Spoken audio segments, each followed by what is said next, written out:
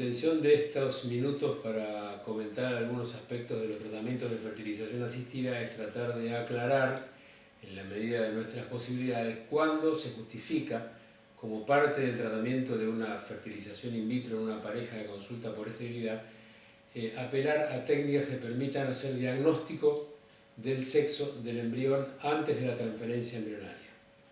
Ustedes saben que hay algunas enfermedades genéticas que están ligadas a la condición sexual.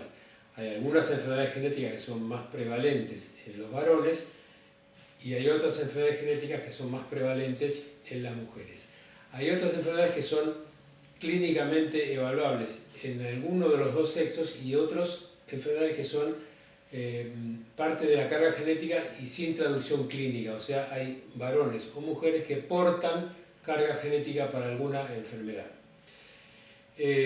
Cuando uno hace una fertilización in vitro puede visualizar el embrión antes de poder transferirlo a la cavidad uterina en la mujer que va a recibir ese embrión, y existe la posibilidad, cuando médicamente está indicado, de hacer diagnóstico de algunas enfermedades genéticas para evitar que ese embrión, si se transforma en un embarazo evolutivo, no dé lugar a un niño dañado por alguna de estas enfermedades genéticas.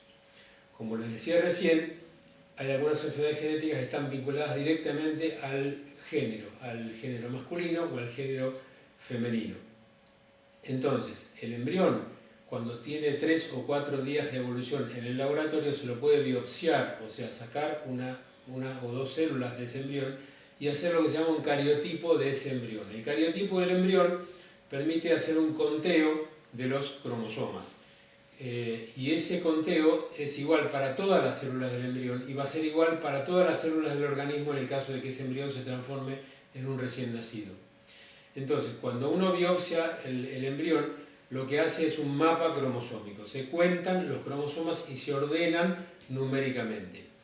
Hay uno de los pares cromosómicos que corresponden al par sexual, y ese par sexual puede ser XX, en el caso de que ese embrión sea de género femenino, o XY en el caso de que sea de género masculino.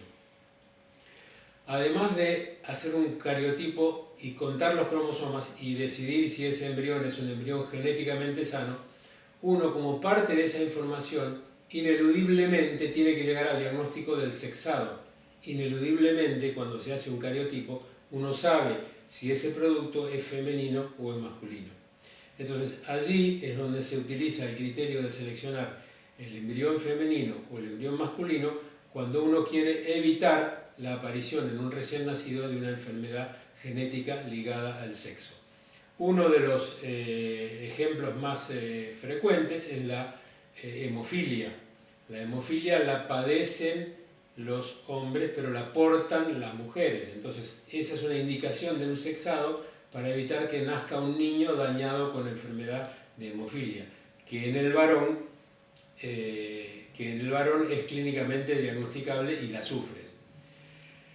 Desde que existe la posibilidad de hacer diagnóstico de sexo del embrión, aparecen indicaciones claramente médicas. En el caso de evitar una hemofilia o el caso de evitar alguna enfermedad que es mucho más prevalente en un sexo que en el otro. Pero también, a partir de este hallazgo de las técnicas que permiten sexar el embrión, aparecen solicitudes o indicaciones de un sexado de origen social y no médico. Hay parejas que por razones sociales, por razones religiosas, por razones de deseo, quieren tener un sexo u otro en el recién nacido. Y eso es posible técnicamente diagnosticarlo, como les explicaba recién, además de descartar embriones genéticamente enfermos, descartar embriones del sexo no deseado. Pero lo que hay que tener en cuenta es por qué surge en esa pareja la necesidad de tener o un sexo u otro sexo. Y ahí el debate está por fuera de la indicación médica. Cuando vienen parejas a solicitar sexado de origen social sin una indicación médica de la selección sexual del embrión a transferir, uno debe aclararles que qué puede pasar si todos los embriones que uno obtiene y diagnostica y sexa son del sexo no deseado. Entonces ahí las parejas frecuentemente se encuentran con una pregunta que nunca se habían hecho antes y con una respuesta que no saben muy bien por dónde intentar buscar la respuesta. Entonces ahí vienen replanteos, vienen tomadas de tiempo adicional como para que esas parejas decidan qué es lo que quieren hacer. El sexado del embrión antes de la transferencia embrionaria no está ni autorizado ni desautorizado por la legislación argentina, que dice que se tienen que cubrir los tratamientos por fertilidad. Creo que en realidad con nosotros, técnicamente hablando, sabemos que esos embrioncitos son en última instancia un puñado de células que son un proyecto de recién nacido y que en definitiva no se tratan de personas, se tratan de proyectos de recién nacido. De cualquier manera, nuestra preocupación frecuentemente tiene que ver con averiguar el origen de ese deseo, más que tener en general conflictos personales para descartar o no descartar embriones. Estamos de acuerdo con que médicamente hacemos frecuentemente este tipo de diagnóstico para evitar daños en un recién nacido. No promovemos la idea de el sexado social porque nos parece que en realidad no es una indicación médica. Y nosotros, en realidad, lo que tratamos es de evitar una enfermedad, no de elegir el sexo del bebé. Es un tema que da para un debate, es un tema que no está ni prohibido ni no prohibido, pero creo que es un planteo que hay que hacerle a las parejas y tratar de averiguar cuál es realmente el origen de ese deseo.